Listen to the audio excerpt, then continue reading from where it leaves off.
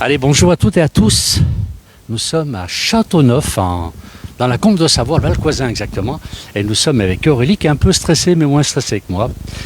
Aurélie est une écrivaine pour les tout petits. Elle écrit des histoires extraordinaires de la montagne, sur les animaux de la montagne. Comment s'appelle la première série?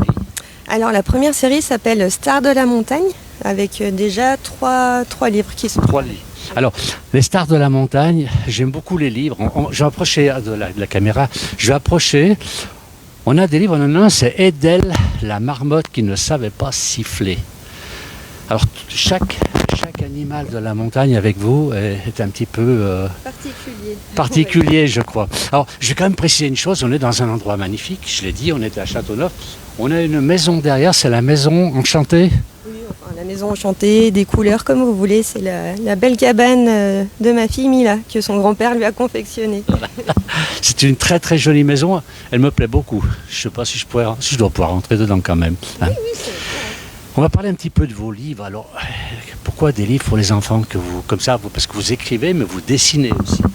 Oui, alors j'avais envie de transmettre des petites valeurs, et puis c'est vrai que le monde des enfants est quand même assez coloré et plein de belles choses, donc du coup je me suis dit pourquoi pas parler de la montagne, parce que je suis d'ici, et puis utiliser les animaux pour transmettre des petits messages en fait, par des aventures, à travers des histoires assez rocambolesques, on va dire.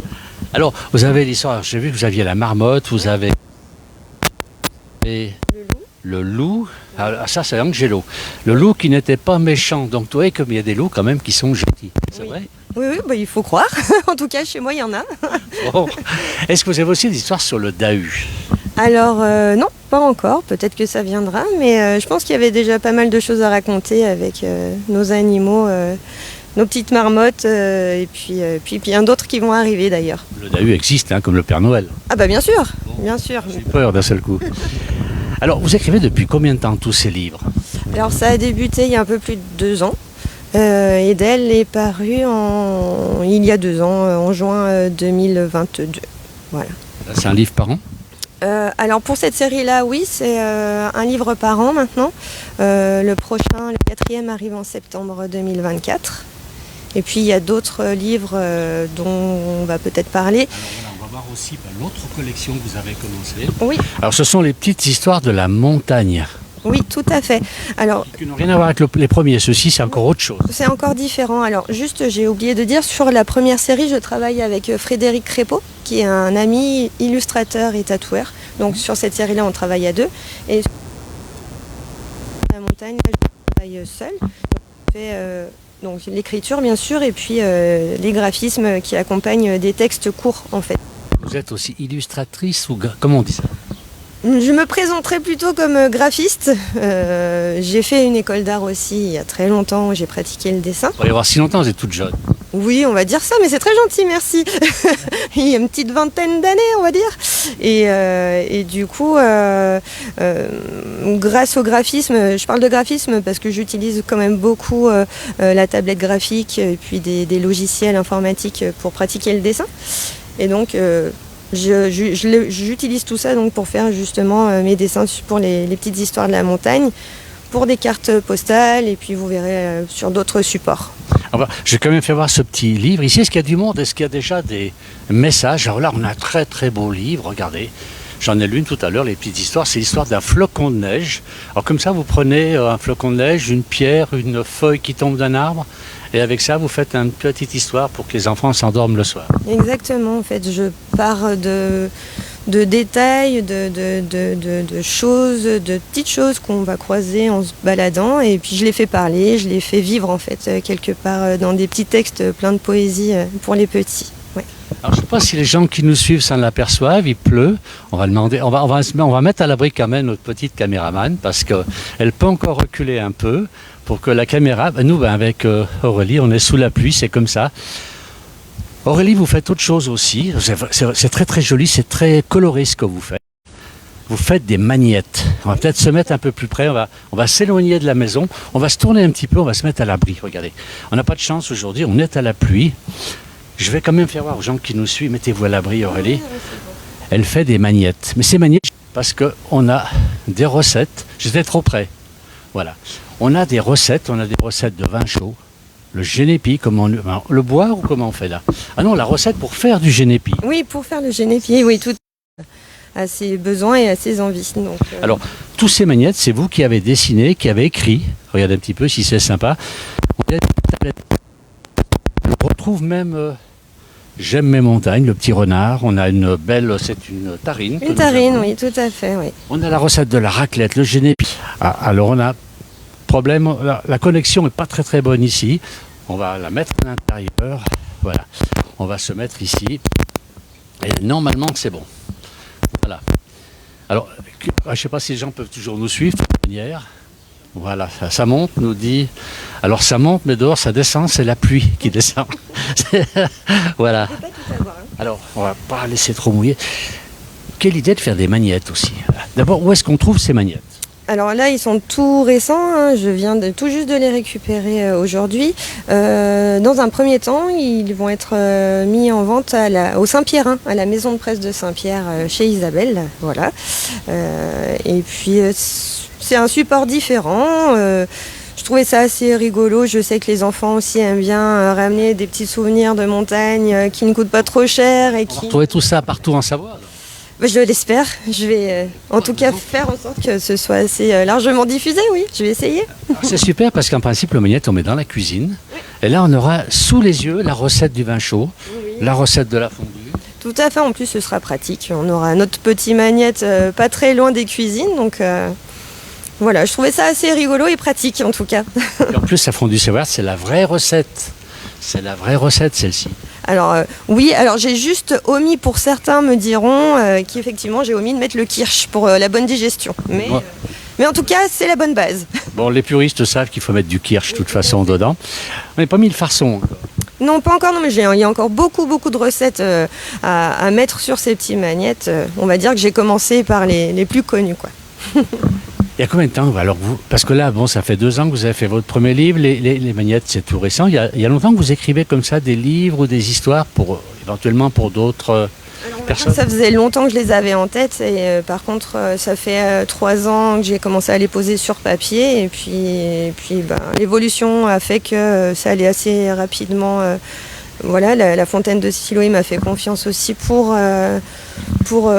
les éditer. Donc maintenant que c'est lancé, on y va et puis on verra.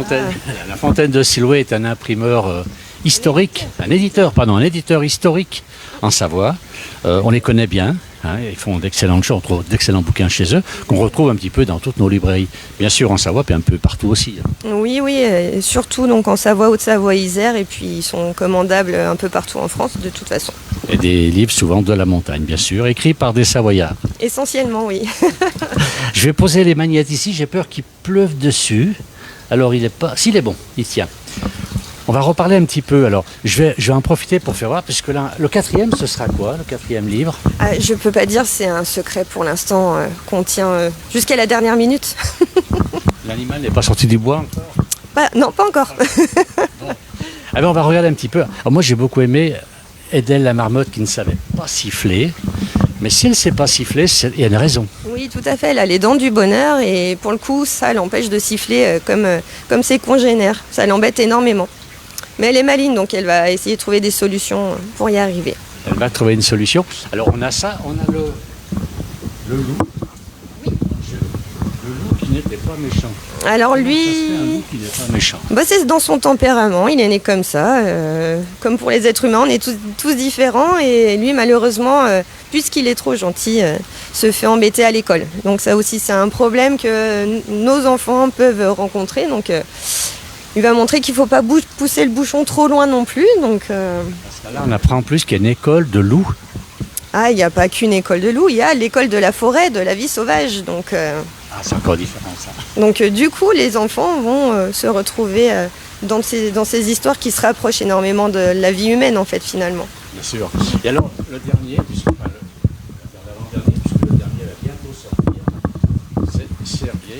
Alors celui-ci, voilà, il est sorti. Alors c'est le second qui est sorti. Dans tous les cas, il n'y a pas d'ordre de lecture, donc c'est peu importe. Lui, qu'est-ce qu'il veut ? Il ne voulait pas se battre. Alors lui, il est de nature très très cool, donc il n'a pas du tout envie de se battre comme tous les cerfs et il va se retrouver en vacances dans un camping sportif où tous les jeunes cerfs doivent prouver qu'ils sont bel et bien des cerfs. Et lui, à sa façon, va montrer qu'il ne vaut pas moins qu'un autre en tout cas. Alors qu'est-ce qu'il fait là? Il mange la fondue? Qu'est-ce qu'il fait?